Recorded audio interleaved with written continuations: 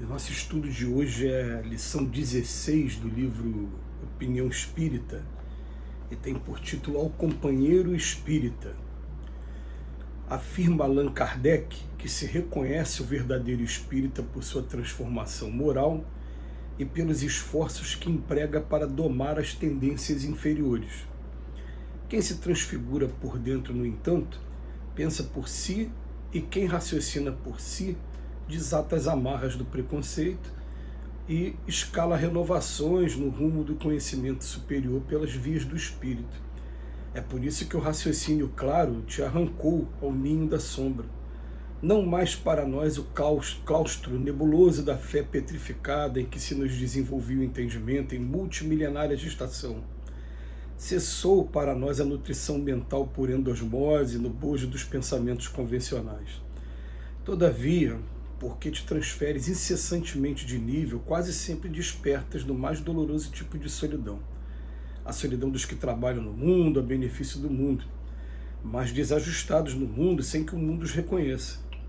Falas e frequentemente as tuas palavras voam sem eco. Ages e as tuas ações nobres sofrem não raro menosprezo dos mais queridos. Emancipa a própria alma, escravizando-te a deveres maiores. Auxilias, desdenhado. Compreendes, desdenhado. Trabalhas, padecente. Edificas, por entre lágrimas. Consola e vergastam-te os sentimentos. Cultiva o bem e arrastam-te o campo. Urge perceber, porém, que quantos consomem as próprias energias na exaltação do bem se fazem clarão, e aos que se fazem clarão as sombras não mais oferecem lugar em meio delas. Segue assim, trilha adiante, erguendo a luz para que as trevas não abortalhem indefinidamente os valores do espírito. Se temes a extensão das dificuldades, reflete na semente a morrer em refúgio anônimo para que a vida se garanta. Mas se o exemplo de um ser pequenino não te satisfaz, medita no ensinamento do maior e mais glorioso espírito que já pisou em caminhos terrestres. Ele também transitou na estância dos homens sem pouso certo. Para nascer, socorreu-se da hospitalidade dos animais. Enquanto esteve diretamente no mundo, não reteve uma pedra em que resguardar a cabeça, transmitiu a sua mensagem libertadora em recintos de empréstimo, e em vista das sombras não lhe suportarem as eternas fulgurações, já que não poderiam devolvê-lo ao céu, e nem lhe desejavam a presença junto delas no chão, deram-se pressa em suspendê-lo na cruz para que se extinguisse entre um e outro. Ele, no entanto, não se agastou de leve, e qual ocorre a semente que regressa da retorta escura que foi relegada, convertendo o abandono em pão redivivo. Jesus também, ao terceiro dia contado sob desprezo extremo, voltou em plenitude de amor e, ao transformar sacrifício em luz remanescente, retomou a construção da concórdia e da fraternidade na terra, afirmando aos companheiros fracos e espantados: a paz seja convosco. Hoje o Emmanuel vem falar sobre a situação que ficam aquelas pessoas que começam a despertar para o trabalho, e em despertando para o trabalho, elas começam, de certa maneira, a se destacar, a se desvincular mesmo de alguns comportamentos e de alguns grupos que frequentavam antes, e isso, é claro, a sensação de solidão no primeiro momento, ela acaba sendo uma coisa assim, flagrante. Vamos procurar colocar aqui de maneira mais direta uma coisa que a grande maioria de nós a gente viveu ou vive.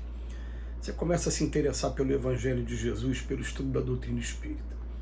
Pode ser que um ou outro dos seus amigos comecem, pelo menos no início, vamos ver aonde o meu amigo, o meu parente está indo. E vão lá na religião, lá no centro espírita, por exemplo. É só para meio que fazer uma sindicância para saber aonde você está. Aí depois ele emite um pré-julgamento sobre aquilo, comenta com os outros, fala: ele agora está se interessando por esse tipo de coisa e tal. Mas só que, aos poucos, a gente começa a ser convidado a conhecer alguns trabalhos que são marcantes na nossa vida.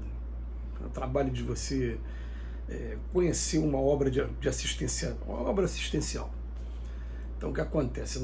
Uma coisa que aqui no Brasil é muito raro não ter, né?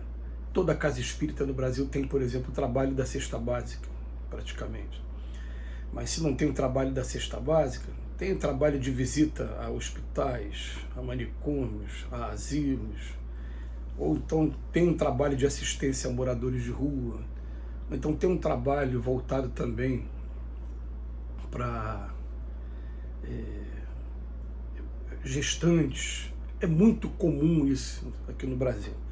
Então o que acontece? Você começa a se integrar nesses trabalhos e você começa a sentir o reflexo da felicidade que você proporcionou àquela pessoa.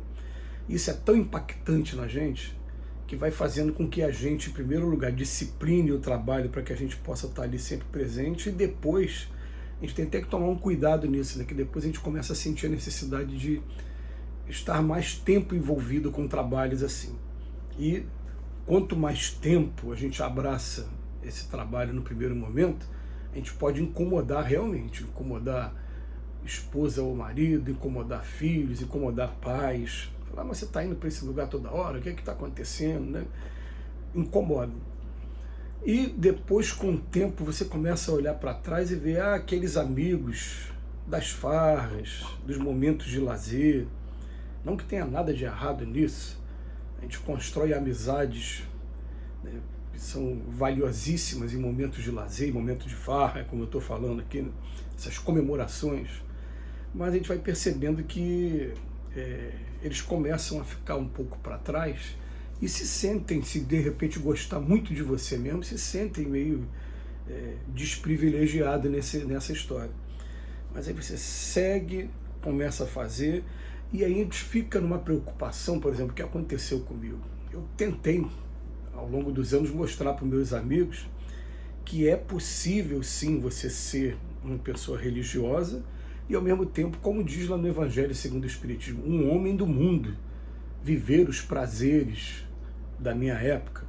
Eu, por exemplo, eu sou músico, então eu não abro mão aqui na cultura do estado do Rio de Janeiro, de assistir a mistura maravilhosa de ritmos que a gente vai encontrar no samba, que o samba é uma mistura da música europeia erudita, lá com Bach, expressando na viola de 7 cordas, com um ritmo africano, ou de ir até mesmo num Rock in Rio, ou ir um show de um grande jazzista, como agora eu vou ter a oportunidade de assistir mais um show de um grande guitarrista também, norte-americano.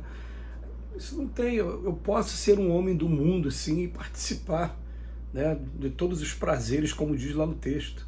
Mas ele vem dizendo assim, mas dessa vez com uma visão diferente, agradecendo a Deus e tomando cuidado de nunca ofender, de nunca ferir um dos meus irmãos.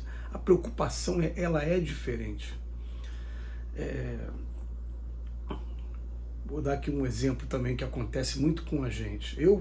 Quem acompanha os vídeos diariamente, durante uma época eu falei de uma tristeza que eu estava vivendo por conta de um amigo que estava preso à polarização política e que havia se desentendido comigo.